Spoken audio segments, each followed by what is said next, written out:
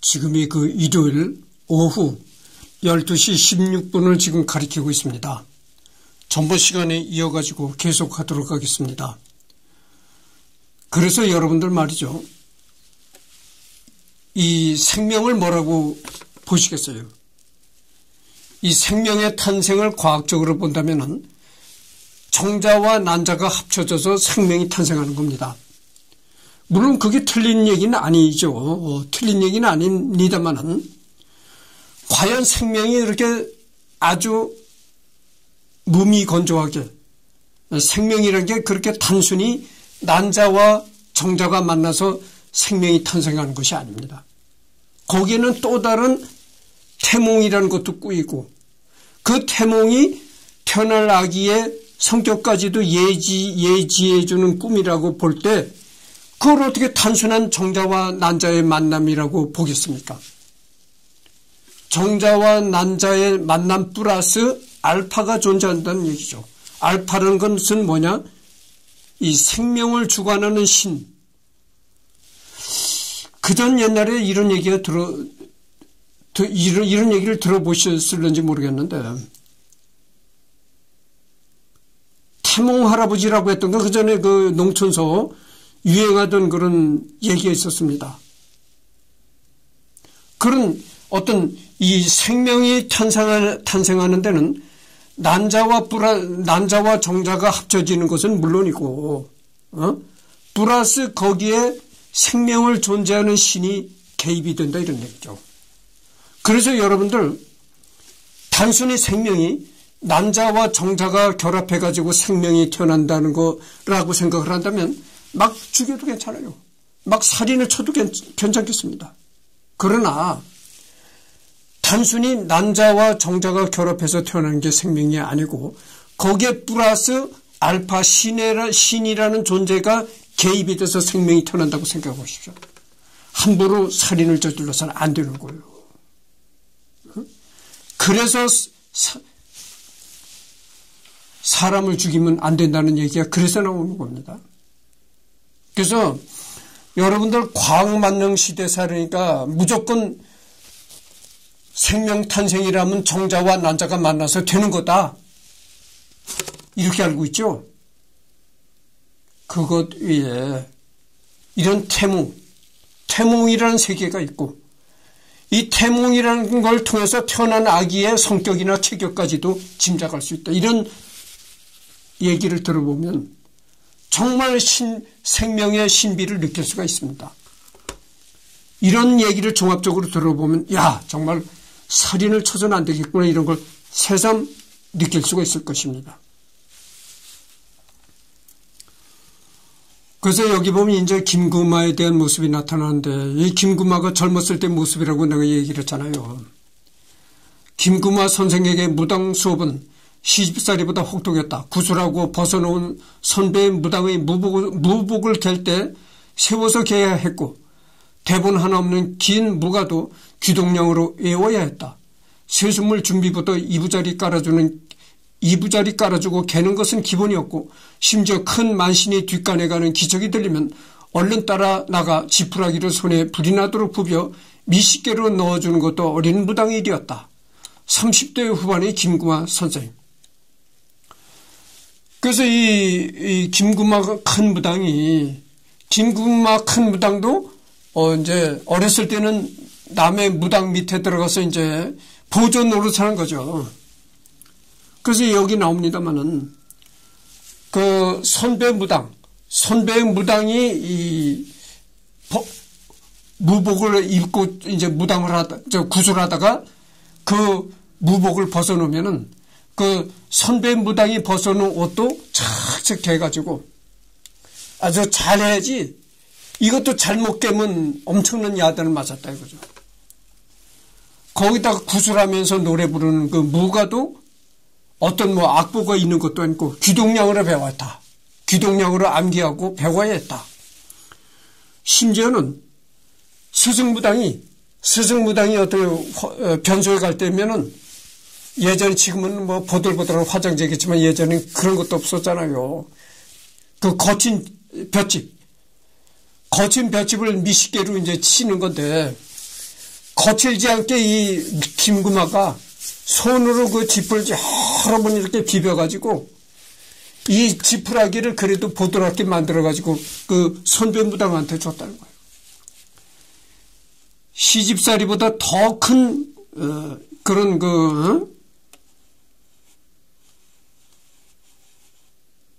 큰 무당 밑에서 보조무당을 했다 이런 얘기입니다. 그런 과정을 겪고 나서 이 김구마가 큰 무당으로 성공할 수 있었다 이런 얘기죠. 그래서 여기 보면 이런 얘기가 나옵니다.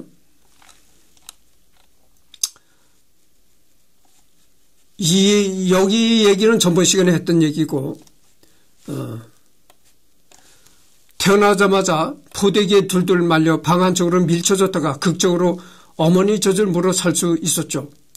아들이 귀한 집안이었으니 남자 동생을 본다는 뜻에서 처음에는 넘새라는 이름으로 불렸어요. 넘새라는 건 남동생이 어깨 너머로 들여다보고 있다는 뜻이었어요. 예전에는 그 아들 타령을 그렇게 했던 것입니다. 아들을 낳아야 이제 집안의 대를 잇는다 해가지고. 아니, 농사나 짓는 사람이 아들을 왜 그렇게 바랍니까? 응? 예전에는 기계라는 게 또 없고 전부 사람 인력으로 하다 보니까 늙어지면 노동력이 없다 이거죠.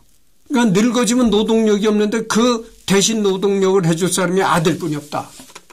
딸은 시집가면 그만이다 이거죠. 그래서 아들 타령들을 그렇게 했던 것입니다. 뭐 아들이 있어야 뭐 물려줄 거대한 자본이 있고 거대한 기업이 있어서 아들 타령을 한 것이 아니고 자본이 없고 기업이 없는 농부도 아들 타령을 할 수밖에 없는 거예요. 응? 늙어지면 노동력이 없어서 농사를 못 짓는데 늙어지면 부모 대신 농사를 지어야 할 것 아니겠어요? 농사를 지어야 할 젊은 남자가 있어야 될 것 아니겠어요? 그러니까 아들 타령을 그렇게 했던 거예요. 집안의 대를 이어야 된다고 그래가지고 그 아들 그러니까 아들을 그렇게 바라는데 이건 뭐 남은 딸이야 이게. 그러니까 이제 남자 동생을 본다는 뜻에서 이제 넘새라는 별명까지 붙여줬다는 거죠. 그러나 13살 때 사촌 형부가 계집의 이름이 그게 뭐냐며 비단 금에 꽃 화자를 붙여 금화라 새롭게 이름을 지어줬죠. 이제 넘새라고 불렸다는 거예요. 넘새. 이게 무슨 뜻이냐면은 남동생을 어깨 너머로 이제 넘본다 이런 뜻이라는 거예요. 그러니까 아들을 낳으라는 그런 의미에서 넘새라는 이름을 붙여줬다는 거예요. 근데 어느 날 사촌 형부가 집에 와서 계집 아이 이름이 그 넘새라는 게 뭐냐. 금화자에다 꽃화자를 붙여라. 그래서 그때서부터 금화가 됐다는 겁니다. 당시 저희 집은 산골짜기 자갈밭을 일구어 겨우 끼니를 이어갈 만큼 지독히도 가난했어요. 그래서 어린 시절 재원은 밥 한 번 실컷 먹어보는 것이었죠. 어릴 때 소원이 밥 한 번 실컷 먹어보는 것, 배불리 먹어보는 것, 그게 꿈이었었다 그거죠. 그러니까 그렇게 혹독한 가난 밑에서 살아섰다. 이거 뭐 김구마뿐이겠습니까? 그때 당시 조선 천지가 다 이랬어요. 그러니까 김구마가 1930몇 년생이니까 일제시대 때 김구마가 태어났거든요. 식민지 시대니까, 일제 식민지 시대니까 뭐 제대로 밥 먹기도 힘들죠. 왜냐면은 그때도 물론 쌀이 생산되고 했지만 우리 이 땅에서 생산되는 쌀은 다 일본이 가지고 가는 겁니다. 일본이 다 몰수해 가는 거예요. 그러니까 여기 뭐 먹을 쌀이 있겠어요? 신기가 있다는 것은 언제 자각하셨나요? 17살 때부터 도깨비와 같이 놀고 예지 능력을 보였어요. 무기가 충만하던 거죠.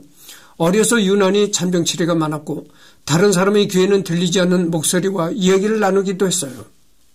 그래서 어려서부터 김구마는 이 신기를 느꼈고 다른 사람이 듣지 못하는 환청 같은 것도 자기는 들을 수가 있었다 이런 얘기죠.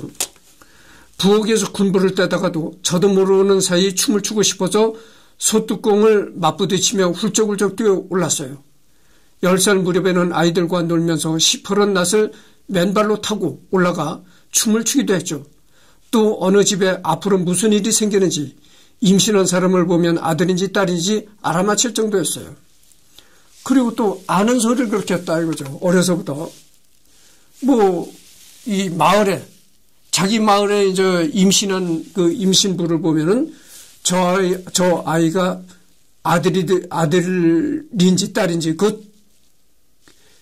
그런 것도 알아맞혔다 이거죠. 신을 받으셨을 때 일이 아직도 기억하시나요? 그럼요. 17살 정월 보름이었어요. 몸이 아파 집에 누워있는데 이모 할머니께서 저한테 달맞이를 갔다 오라는 거예요. 제 고향인 황해도에서는 길다란 조집을 추려서 자기 나이에 맞춰 매듭을 만들어 달맞이를 만들거든요. 거기에 불을 붙인 뒤 달을 보면서 내 나이만큼 절을 하는데 제발 아픈 몸을 낫게 해달라고 빌었죠. 다 탄 달맞이대를 내려놓고 그 위를 걷는데 갑자기 제 몸이 이상한 거예요. 갑자기 하늘에서 유잉하는 소리가 나서 쳐다봤더니 별 같은 게 마구 쏟아지고 머릿속에서는 다닥다닥 돌 부딪히는 것 같은 소리가 나더라고요. 이게 이제 김구마가 왼쪽에 있는 게 김구마입니다. 그리고 오른쪽에 있는 거는 이제 김금화의 어머니입니다. 생모죠. 김구마 선생에게 어머니는 늘 애틋한 존재였다. 외국 순회 공연을 하고 돌아와 어머니를 업어드렸을 때 뼈와 가죽만 남아 가벼웠던 어머니를 잊지 못한다. 1980년대 초반 석관동 자택에서 어머니 이음전 여사와 함께 찍은 사진이다. 그래서 이제 외국 공연을 하고 돌아왔을 때 어머니한테 이렇게 마주한 장면이죠. 이때 어머니가 그렇잖아요. 여러분들 그 늙은 노인들 중에는 아주 그 바짝 마른 노인들 있잖아요. 조그맣고 바짝 마른 노인들. 근데 이 김구마 어머니가 이음전이라는 여자였었는데 이 이음전이가 그랬다는 거죠. 조그맣고 아주 바짝 말랐다는 거죠. 그러니까 그 체중이 얼마나 되겠어요. 체중이 이래봐야 별것도 아니죠. 그러니까 그게 그때 그 바짝 마르고 가벼웠던 어머니를 지금도 잊지 못한다 이런 얘기죠. 한동안 도망치다가 개울에서 정신을 잃었어요. 제 몸에 신이 내린 거죠. 그 후로 집에 있다 갑자기 뛰쳐나가 온 동네를 들쑤시며 쇠붙이 내놔라, 성수 내놓으라고 하고 다녔어요. 나중에 결국 큰 만신이시셨던 외할머니께 내림굿을 받았죠. 무당의 삶이 얼마나 고단한지 아는 외할머니는 제가 무당이 되는 것을 원치 않았어요. 하지만 어쩔 수 없이 눈물을 머금고 내림굿을 해주셨어요. 그 외할머니가 바로 무당이었었는데 무당의 삶이 얼마나 괴로운 삶이었는가 이런 걸 외할머니는 잘 알고 있기 때문에 외손녀가 무당이 되는 것을 크게 싫어했다 이런 거죠. 그럼 어떻게 하겠어요? 외손녀가 이렇게 신이 들려가지고 날뛰니까 어쩔 도리가 없는 거죠. 그래서 그 외할머니가 눈물을 머금고 내림굿을 해줬다 이런 얘기죠. 외할머니께서는 어떤 반응을 보이셨나요? 이제 이거는 그 김구마가 구술하는 장면입니다. 여기 이제 무복을 입고 이렇게 구술하네요. 아프고 힘들고 괴롭고 외로운 걸 다 겪어봐야 남을 이해할 수 있는 법. 김구마 선생은 그 시간을 거쳐 만신이 되었다. 제 할머니는 황해 지방을 휘젓고 다니던 여무셨어요. 아들을 점지받으려 기도를 다니다가 신이 내려 무당이 되신 거죠. 외할머니는 외할아버지 모진 구타와 장독할 위협, 인두지짐을 당하면서도 신기를 주체하지 못하셨다고 해요. 그만큼 모진 세월을 견딘 분이시죠. 무당으로서의 자신의 삶이 자신과 가족에게 얼마나 큰 고통인지를 익히 알고 계셨기에 신이 내린 소녀인 저에게 가장 가혹하셨어요. 이 외할머니라는 여자는 남편한테 무수한 구타를 당했다는 겁니다. 여러분들 지금도 이 가정폭력이 존재한다는 겁니다. 지금도 이런 모질게 아내를 구타하는 그런 남편들이 지금도 많다는 거예요. 그래서 이 아내를 구타하는 걸 보면은 진짜 겁난다는 거예요. 이 남자의 가죽 혁도 있잖아요. 가죽 혁기로 이 아내를 때린다는 거예요. 채찍질하는 식으로. 그렇게 아내한테 폭력을 가한다는 겁니다. 인두, 벌겋게 다른 인두를 막 치신다는 거예요. 그렇게 아내를 구타하는 남자들이 지금도 많다는 거예요. 제 신내림을 너무 싫어해 일부러 저에게 못되게 하셨어요. 만신이 뭐냐, 무당이 뭐냐면서 나 하나로 고생하고 말지. 그 말씀을 수도 없이 하셨죠. 입에 담지 못할 욕도 하셨고 홧김에 절 집 밖으로 내쫓기도 하셨어요. 당숙모 집에 피신해 있던 저를 어머니가 울면서 새벽에 데리러 오셨죠. 할머니께서 천식이 있었는데 숨이 넘어갈 지경이라고 하셨어요. 어머니 손을 잡고 밤중에 집으로 뛰어갔는데 할머니가 제게 빌면서 미련한 인간이 잘못했습니다. 신명님 감정 푸시고 몸 괴로운 것 낫게 해주세요. 용서해 주세요 하시는 것 아니겠어요. 그렇게 외할머니가 자기를 학대했다는 거예요. 아니 네가 무당이 뭐냐, 네가 그 어린 것이 또 무당을 하느냐 이러면서 그렇게 학대를 했다는 겁니다. 그래서 뭐 새벽에 추운 겨울에 새벽에 밖에다 내쫓고 막 이랬다는 거예요, 외할머니가. 그러니까 어머니가 울면서 그렇게 자기 딸이 외할머니한테 학대당한다는 걸 알고 어머니가 울면서 딸을 데리러 오고 그랬다는 거예요. 그러면 좋다구나 하고 어머니 손을 잡고 이제 집에 따라 들어갔다는 거예요. 그러니까 그런 일이 있은 후로 어느 날 외할머니가 내가 잘못됐습니다. 신명님 용서하십시오. 손녀한테 그렇게 빌더라는 거예요. 어느 날 죽을 때가 이제 가까웠는지 그렇게 안 하던 짓을 하면 죽을 때가 가까워진 겁니다. 이제 죽을 때가 가까웠는지 평소에는 그렇게 손녀딸을 그렇게 학대를 했는데 어느 날 갑자기 그러더라는 거예요. 손녀한테 신명님 용서해 주십시오. 이렇게 어린 손녀딸한테 이렇게 용서를 구하더라는 거예요. 그러니까 이제 죽을 때가 됐던 모양이죠. 병이 나은 할머니께서 어차피 감추고 살지 못할 테니 나와 꼴 좀 보자 하시면서 저를 살피더니 에휴 할 수 없다. 난 이제 말리지 않을 거다. 내가 그렇게 무당이 되는 걸 반대하고 너를 학대했건만 이제는 별도리 없다. 이제는 어쩔 도리가 없다. 무당으로 나설 수밖에 없구나. 이제 이렇게 한탄을 했다는 거죠. 신이 영감하시면 큰 무당이 되든 뭐가 되든 길을 열어주십시오 하더니 치마폭으로 눈물을 닦아내시더라고요. 그러더니 내가 그렇게 무당이 되지 말라고 너를 학대했건만 이젠 별도리 없다. 그러면서 이제 어차피 무당이 되려거든 큰 무당이 되거라 하면서 치마폭으로 눈물을 닦더라는 거예요. 그 외할머니가 체녀머리는 허락이셨죠. 그 후 할머니는 제 첫 신어머니가 되어 어디 가면 춤부터 추지 말고 배로 왔어. 신의 신줄 따라 물줄 따라 신의 원당 배로 왔어라고 하라며 가르쳐 주시기도 했고 실습도 많이 시켜주셨습니다. 결혼 후 이야기가 궁금합니다. 25세 두 번째 결혼하셨죠?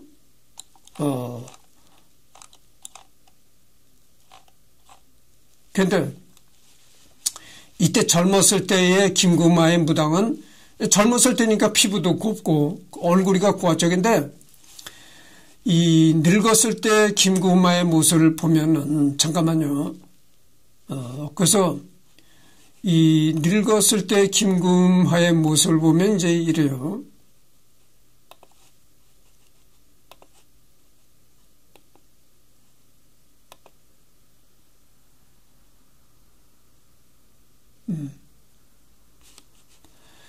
이게 아주 늙었을 때 김구마의 모습이 아니고 중년이 약간 지났었을 때 초로의 이제 김구마의 모습인데 이 김구마의 뭐 내가 관상적이는 아닙니다만은 내가 상식적으로 알고 있는 관상을 좀 얘기를 해드리겠습니다. 이 재미난 얘기니까 들어보시오. 이 김구마의 이 관상을 보면 귀가 좀 크게 보이고 얼굴에 비해서, 그리고 여기 보면 이 광대뼈, 광대뼈가 이렇게 선명하게 드러나요. 광대뼈가 크다 이런 얘기죠.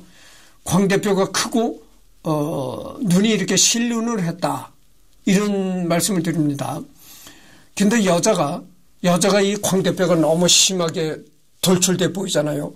이런 여자들이 이 관상학적으로는 어떤 관상이 있냐면은, 이렇게 광대뼈가 심히 커 보이는 여자들이, 광대뼈가 크고 선명하게 드러나 보이는 여자들이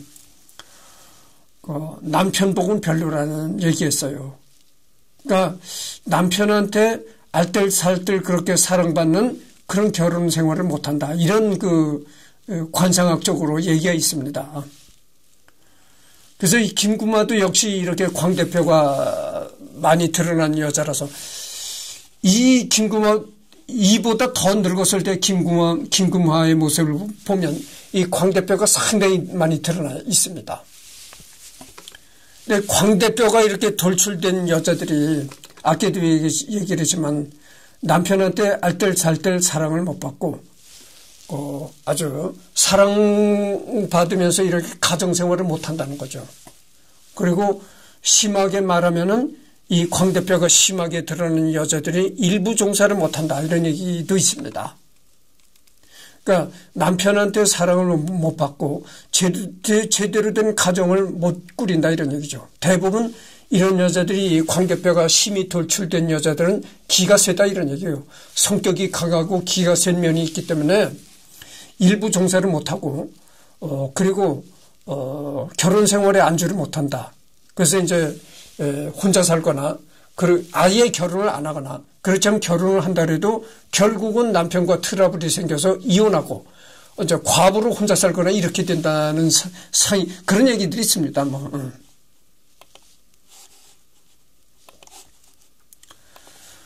내가 왜 이런 얘기를 하냐면은, 김구마가 결혼 생활이 순탄치 못했다는 거죠. 여기 나오잖아요. 결혼 후 이야기가 궁금합니다. 25세 두 번째 결혼하셨죠. 그러니까 김구마는 이 결혼 생활도 순탄하지 못했고 제대로 된 남편한테 사랑을 받아본 적이 없다, 이런 얘기입니다. 두 번 결혼했지만 두 번 모두 실패로 끝을 맺었어요. 정신대에 끌려가는 것을 피하기 위해 아무것도 모르던 14살 때 결혼을 했지만 시어머니 구박에 못 이겨 시집을 빼서 도망쳐 나오는 것으로 끝을 맺었죠. 시어머니가 그렇게 구박을 했다는 겁니다. 그래가지고 그 구박을 못 이겨가지고 시집에서 이제 도망쳐 나왔다는 거죠. 14살 때.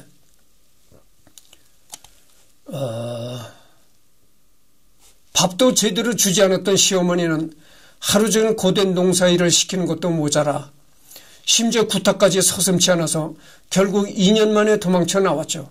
무당으로 살던 25살 때 시작한 결혼 생활은 11년 만에 종지부를 찍었어요. 여러분, 내가 언젠가 전번에 말했지요. 남자의 적은 남자고 여자의 적은 여자다, 이런 말을 한 적이 있습니다. 자석을 보십시오. 같은 그 길이는 서로 밀어냅니다. 그러나 다른 그 길이는 쫙 붙어요. 그래서 남자와 여자는 쫙 붙습니다. 그런데 여자와 여자는 서로 밀어냅니다. 똑같아요.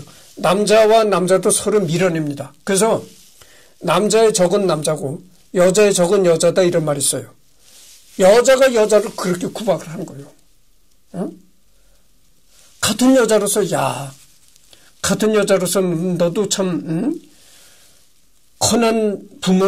태어난 부모를 버리고 남의 집에 와서 너도 고생하는구나, 이렇게 가엾게 생각해주고 보듬어주고 이래야 되는데 시어머니란 존재가 그렇지는 않다는 거죠.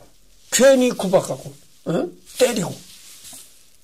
그 여자의 적은 여자다, 이 말이죠. 그 시어머니가 모진 시집살이를 시켜가지고 결혼 생활을 못했다, 이런 얘기입니다. 누구 소개로 남자를 만났는데 너무 불쌍해서 먹을 것 주고 돈 주고 그렇게 도와줬어요. 그 사람이 자꾸 결혼하자고 해서 이리저리 시간을 끌다가 할 수 없이 결혼했어요. 제가 취직시켜주고 나중엔 토목공사 사업한다고 돈도 대주고 했죠. 제가 구슬로 번 돈을 그 사람이 다 털어먹었어요. 그러면서도 무당이랑 못 살겠다고 자꾸 이혼을 하자고 해서 헤어졌죠. 남편이 품을 느끼며 사는 삶을 허락되지 않았나 봐요. 자, 보십시오. 남편의 품에 안겨서 사랑을 받는 그런 결혼 생활은 해본 적이 없다. 이런 얘기입니다. 그러니까 첫 번째 남자는 시어머니의 모진 구타, 시집살이 이런 걸 못 이겨서 그냥 뛰쳐나왔고, 두 번째 남자는 뭐냐면은 두 번째 남자는 자기 주변의 남자였었는데 그 남자는 다른 사람의 소개를 이렇게 만났는데 이게 직업이 없었던 남자였던 것 같아. 그러니까 직업이 없는 남자이다 보니까 돈을 제대로 벌지 못하니까 수시로 김구만은 그때나 지금이나 잘 나가던 무당이었으니까 굿도 많이 들어오고 점치는 사람도 많이 오고 그러니까 돈을 잘 벌 거 아니겠어요. 그래서 이 남자한테 자꾸 돈을 대주는 거야. 먹을 것 사주고 불쌍하게 생각이 들어가지고 그러다 보니까 정이 들어가지고 이제 결혼까지 하게 됐다. 그래서 결혼해가지고 남편을 또 취직을 시켜줘 취직까지 시켜줬다는 겁니다. 근데 취직을 시켜줬는데 그것도 직장 생활을 못하고 뛰쳐나왔다는 거예요. 나중에는 자기가 뭐 토목 사업을 벌이겠다 해가지고서는 그 김구마가 벌어놓은 그 돈을 다 거기다 이제 줬다는 거예요. 남편한테, 남편 사업에 쓰라고. 그 돈까지 다 탕진을 해버리고. 그 다음에 돈을 다 탕진하니까 뭐라고 하냐면, 야, 이제 무당이 싫다. 난 무당하고 못 살겠다. 이렇게 아주 본색을 드러내더라는 거예요. 그래서 결국은 그 남자도 헤어졌다. 그래서 김구마의 결혼 생활은 남편의 품을 느끼며 사는 삶은 허락되지 않았나 봐요. 그러니까 남편의 사랑을 받으면서 그렇게 사는 인생은 내 팔자에는 없었나 봐요. 이런 얘기를 하는 겁니다. 결혼 생활 외에도 문열한 이유로 고초도 많이 겪으셨을 것 같습니다. 19살 되던 즉 유교 직전 어느 날이었죠. 저는 하늘에서 시커먼 먹구름이 뚝뚝 떨어지고 달구지가 피 묻은 옷가지를 싣고 가는 광경을 보게 됐어요. 물론 신이 계시였죠. 당시 북한에서는 무당을 반동분자로 취급했고 저는 나라에 큰 난리가 날 것을 알았기 때문에 숨어 다녔어요. 그러다 자주 붙잡혀 온갖 고초를 겪게 됐죠. 전쟁 초기에는 북한 군인들이 찾아와 피난간 사람들의 명단을 대라며 윽박지르더군요. 반동으로 몰려서 마을 원두막에 앉아 혼자 인공기를 만들며 위기를 넘기기도 했어요. 하지만 9.28 수복 직후에는 남한 군인들이 와서 빨갱이 노릇한 사람의 명단을 대라고 하더군요. 너는 무당이니 다 알지 않느냐면서요. 목에 총을 들이대 죽을 고비도 여러 차례 넘겼죠. 그러니까 인민군이 들이닥쳤을 때는 인민군한테 이제 고통을 받고 국군이 9.28 수복으로 이제 국군이 서울을 수복하고 나서는 또 우리 국군한테 시달림을 받았다는 거죠. 야, 너 김구마, 네가 인민군한테 부역자 노릇을 했지? 이러면서 또 이 국군한테 시달림을 받고 죽인다고 막 목에다 총까지 들이댄 적이 있었다 이런 얘기죠. 아슬아슬하게 살았다는 얘기죠. 한 번은 빨갱이라고 오해를 받아서 산에 끌려가 군인한테 총살을 당할 처지였는데 어머니가 울며 불며 죄라면 무당딸을 낳은 죄밖에 없다고 부둥켜 하는 바람에 겨우 살아나기도 했죠. 신이 안 내렸으면 병으로 죽었어도 벌써 죽었을 거예요. 숱한 생사의 갈림길을 섰지만 신이 딸이기에 목숨을 건질 수 있었다고 생각해요. 아직도 잊을 수 없는 경험은 피란길 배를 탔다 태풍을 만나 배 안에서 구르던 순간이었어요. 무작정 배를 탔는데 갑자기 끝도 없는 바다 중심에 배가 들어서더니 사람들이 웅성대기 시작하더라고요. 저기 바람이 온다. 태풍이 온다고요. 순식간에 비바람이 몰아치면서 물결이 들이닥치고 배가 요동쳤죠. 저는 그 순간 천재 신명님, 용왕님, 여기 있는 이 사람들 다 도와서 광풍바람 재워주고 명주처럼 잔잔하게 바닷바람 재워주십시오. 수없이 기도했죠. 서너 시간 쉬지 않고 불던 바람이 새벽부터 잦아지면서 날이 호원해 오는데 누군가 중국 바다 가까이 왔다고 소리치더군요. 그 소리에 맥이 풀렸죠. 그런데 다시 보니 인천 앞바다 덕적도 방향이 아니겠어요. 우여곡절을 겪으며 난리 중에 인천으로 피난을 와서 새로운 인생을 시작하게 됐지만 그것도 순탄치만은 않았어요. 가전 멸시와 천대는 일상사였고 얕잡아보고 저를 속인 사람들도 적지 않았죠. 특히 새마을운동이 한창이던 1970년대에는 무당과 구슬 한낱 미신으로 몰아 이리저리 쫓기는 신세가 됐어요. 꺼림직하다고 해서 쇠빵을 얻기도 힘들었고 남의 집에 쇠빵을 얻기도 힘들었다는 거죠. 무당이라고 하면은 쇠빵에다가 신당을 차릴 거니까 무당한테 쇠빵마저도 안 줬다 이런 얘기예요. 구소리가 시끄럽다며 신고하는 이유도 많았죠. 구슬하다가 경찰이 들이닥쳐 끌려가거나 창문을 넘어 도주하는 일도 있었어요. 남동생이 젊은 나이에 세상을 떠서 남동생 대신해서 키운 어린 조카들은 학교에서 집단 따돌림을 당하기도 했어요. 아이들이 무당집 아이와는 놀지 말라고 했다더군요. 남동생마저 일찍 젊은 나이에 죽었다 이런 얘기죠. 그래서 남동생이 이 세상에 남긴 그 어린 조카들이 그 어린 조카들을 김구마가 돌봐줬다는 거예요. 돌봐줬는데 그 어린 조카들이 학교에서 친구들한테 놀림을 받는데 어떤 놀림을 받냐면은 제가 무당집에다 무당집 애와는 놀지 말라 막 이렇게 놀림도 많이 받았다는 거죠. 그러니까 그때 당시 이 무당이란 것이 얼마나 사회적으로 천대를 받았는가 알 수 있는 것입니다. 당시 사람들은 무속인을 전혀 사람 취급하지 않았어요. 이웃이 신고하면 경찰은 마치 제가 죄인이라도 되는 양 반말로 함부로 대했죠. 생각해보면 참 먹고 살기 힘든 시절이었어요. 끼니거리가 없어 조카들에게도 밀가루를 풀어 만든 멀건 콩나물죽을 주는 날이 잦았죠. 얼마 안 되는 양이라 단숨에 자기 앞의 그릇을 비우고 숟가락만 빨고 있는 아이들에게 제 그릇에 담긴 죽을 한 숟갈씩 퍼주다 보면 정작 저는 굶는 일이 많았어요. 가까운 벗이 혼인해도 식장은 들리지도 못했어요. 부정탄다는 속설은 왜 그리 처석 같은지. 무당을 혹세의 몸인 사기꾼으로 바라봤죠. 피죽 한 그릇 누울 자리 마련도 눈치를 봤어요. 그래도 아름아름 연이다 일이 들어오더군요. 없이 살아도 배 나려면 구다는 게 당연하던 때였으니까요.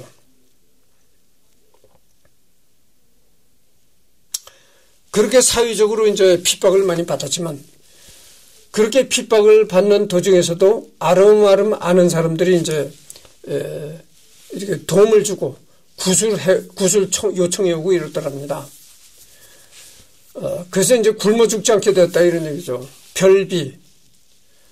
별비야 주는 대로 받았죠. 어디 돈 보고 구치를 나요. 마음을 하죠. 보리 한 대라도 정성만 지성이면 목포 군산도 내려갔어요.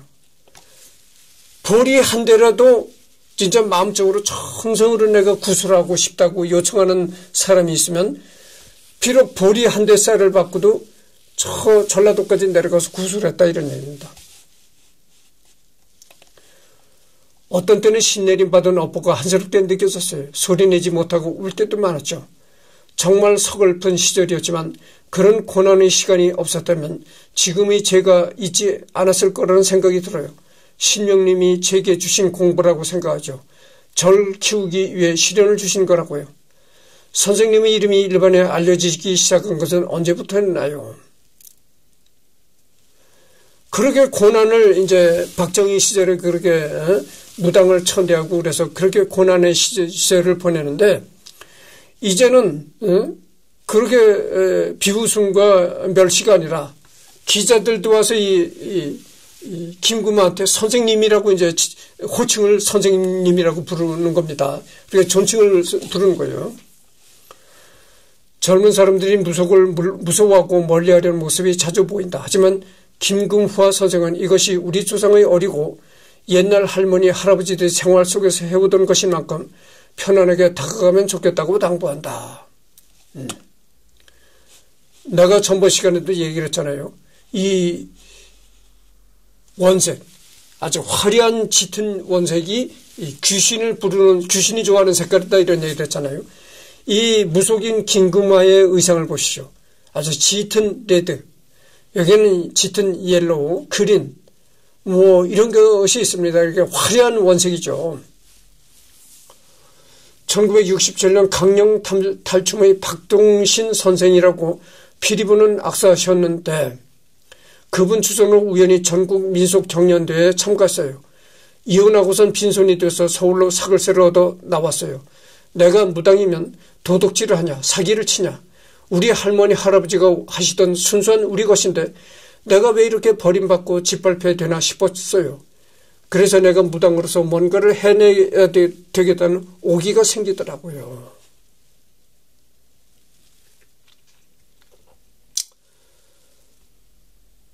내가 왜 이렇게 사회적으로 핍박과 박해를 받느냐? 내가 어디 가서 남을 속여 사기를 쳤느냐? 응? 내가 어디 가서 도둑질을 했냐? 왜 나를 이렇게 핍박을 하냐? 점점 더 오기가 생기더라고요. 그래서 야, 이게 이래서는 안 되겠다. 이럴수록 남들이 이렇게 나를 핍박하고 조롱하고 이럴수록 점점 더 무당으로서의 확고한 일을 해두겠다. 이렇게 오기가 생기더라 이겁니다. 그러던 중에 고향 선배이고 봉산 탈춤을 하던 양소운이라는 그 언니가 있는데 그 언니가 이런 대회를 하는데 같이 나가보자. 야, 바닷가에서 하던 소리 같은 거 뭐 없네? 하더라고요. 그래서 대회에 나가 구시랑 소리랑 섞고 공연을 했죠. 서름이나 부려고 신명나게 춤을 췄어요. 그런데 이게 웬걸? 천대는 어디 가고 예인이라는 극찬이 쏟아졌더군요. 특히 외국인들 반응이 뜨거웠어요. 그때를 계기로 서해안 변신굿이랑 대동굿이 알려진 거예요.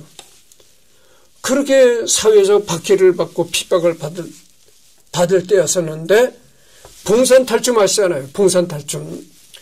봉산탈춤을 하던 양소운이라는 여자가 자기한테 언니 버린 여자가 있었는데 그 언니가 하더니 그 언니가 자기를 찾아왔다는 겁니다. 찾아와가지고 야, 금아야, 어디서 이런 대회가 열린다더라.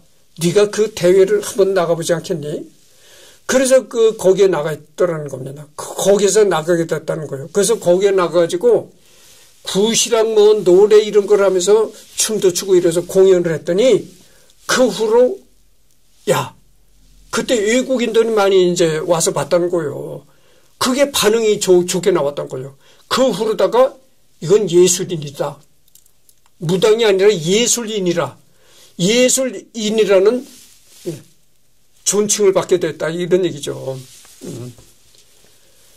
1982년 한미수교 100주년 공연도 곡절이 있었다면서요. 에밀레 박물관장 하신 조자용 선생이 해보자고 하셨어요. 그래서 미국에 갔는데 우리 영사관 사람들이 우리 옷차림을 보곤 나라망실시킬 일이 있느냐. 무슨 굿이냐. 당장 데리고 나가라 하며 무대를 못 나가게 한 거예요.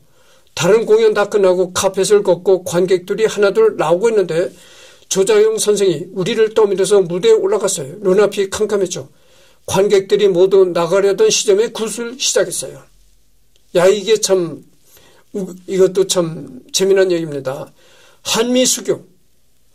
1982년에 한미가 이제 외교적으로 수교를 맺은 100주년이 되는 해였다는 것이죠. 그때 그 에밀레 박물관장을 하던 조자용이라는 분이 김구마한테 야,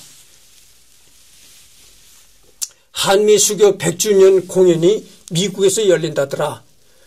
그러니까 김구마 우리도 한번 가보자. 거기서 참가해서 구슬하면서 춤도 추고 해보자. 이래서 김구마를 끌고 왔다는 거예요. 끌고 왔는데 아니 영사관 사람들이 딱 이렇게 보더니 김구마의 옷차림을 보더니 야, 이게 안 된다. 또 여보시오. 한국을 나라망실시킬 일이 있습니까? 절대 안 된다. 이건 미신적인 셔머니즘은 안 된다. 이래가지고 적극 거부하고 반대하라니까 어떻게 되겠어요? 무대 서지를 못했다는 거예요. 그래서 모든 공연이 끝나고 모든 행사가 끝나고 관객들이 하나둘 이제 퇴장하는 시기였었는데 그때 무대에 올라가서 이제 막판에 모든 일정이 다 끝난 막판에 관객들이 하나둘 빠져나가는 시간에 그때 무대에 올라가서 춤을 추고 굿을 벌였다는 거예요. 죽기 살기로 한두 거리 구슬하고 착두를 탔어요. 여기까지 와서 우리 무속문화를 제대로 선보이지 않으면 안 된다. 성공해야 한다는 일편단심뿐이었어요. 속에서 마력 같은 힘이 나왔고 그 힘으로 관객을 다시 불러들였죠. 그랬더니 박수가 막 터지고 사람들이 자리에서 일어나 춤추고 아주 난리가 났어요. 공연 끝나고 조자용 선생이 공연 끝났으니 이 사람들 데리고 한국 돌아가겠다고 하니까 영사관 사람들이 아이고 무슨 말씀입니까 하면서 붙들더라고요. 참 이게 재미난 얘기인데 영사관 사람들이 처음에는 그랬다잖아요. 처음에는 딱 옷차림을 보더니 안 된다. 나라 망실시킬 일이 있느냐 이렇게 딱 반대를 했었는데 관객이 하나둘 빠져나갈 그런 다 끝난 시점에서 올라가서 이렇게 굿판을 벌여가지고 굿판 뭐 작두타기 이런 걸 버리니까 나가려던 관객들이 다시 들어와가지고 막 박수를 치고 요란하게 했다는 거죠. 그렇게 이제 브라보가 터지고 나니까 관객들이 전부 원더풀 브라보라고 막 외침을 하니까 이제 영사관 사람들이 이제 생각이 달라진 거야. 그래서 이제 공연이 끝나고 김구마를 이제 끌어들였던 조자용이라는 사람이 공연이 끝났으니 이제 우리는 한국으로 되돌아가겠다 이렇게 영사관 사람들한테 말하니까 영사관 사람들이 아이고 무슨 말씀입니까 이렇게 붙잡더라는 거예요. 오히려 반대하던 사람이 오히려 붙잡더라 이런 얘기죠. 그래서 하루 2회 공연까지 해서 미국에서 26일 동안 공연했어요. 미국에서 26일 동안 공연을 했으니까 얼마나 이게 호응도가 좋았는지 알 수 있는 것 아니겠어요. 그 무대를 계기로 그래서 그걸 계기로, 그 일을 계기로, 그 다음서부터는 김구마가 해외로 이제, 공연이 트인 겁니다. 그 무대를 계기로 스페인, 러시아, 오스트리아, 독일, 프랑스, 이탈리아 등 유럽과 중국, 일본 등 세계 곳곳을 누비며 신비한 우리 전통 문화를 알리게 됐죠. 그러니까 이 한국 사람이 딱 보면 굿판 작두타기 이런 거는 한국 사람들은 너무나 많이 봤으니까 에이 저까지 미신 이렇게 하는데 오히려 그 서양권의 사람들이 그걸 아주 그렇게 신기하게 생각하고 거기 아주 열광을 쏟아붓더라 이런 얘기예요. 그래서 그 미국의 공연을 시작으로 해가지고 스페인, 러시아, 오스트리아, 저 유럽, 독일, 프랑스, 이탈리아까지 돌았다는 거죠. 그러니까 김구마가 얼마나 무당으로서 위상이 높아지고 출세되는가를 알 수가 있는 겁니다. 지금 그래서 43분을 경고하는데 조금 읽고 끝내도록 하겠습니다. 차츰 자신감을 얻게 되었어요. 무당도 무대에 올라 춤추고 소리할 수 있구나. 무당도 TV 방송에 나갈 수 있구나 싶었어요. 내가 무당으로서 긍지를 갖고 옛날 어른들이 하던 것을 다시 반석 위에 올려놓고 인정을 받아야겠다 하는 사명감이 생기더라고요. 인터뷰할 때마다 울었죠. 참 감사하기도 하고 서럽던 기억도 떠오르고요. 그래서 조상들이 물려준 우리 전통의 고유의 것으로 천대를 받았는데 이제는 그것이 우리 전통의 고유한 것이다 해가지고 유럽서도 호평을 받고 이런 호평을 받으니까 눈물이 난다. 그래서 눈물도 흘렸다 이런 얘기입니다. 그래서 구세대한 외국 사람들의 반응은 어떤가요? 이거는 다음 시간에 하도록 하겠습니다. 44분을 경고했습니다.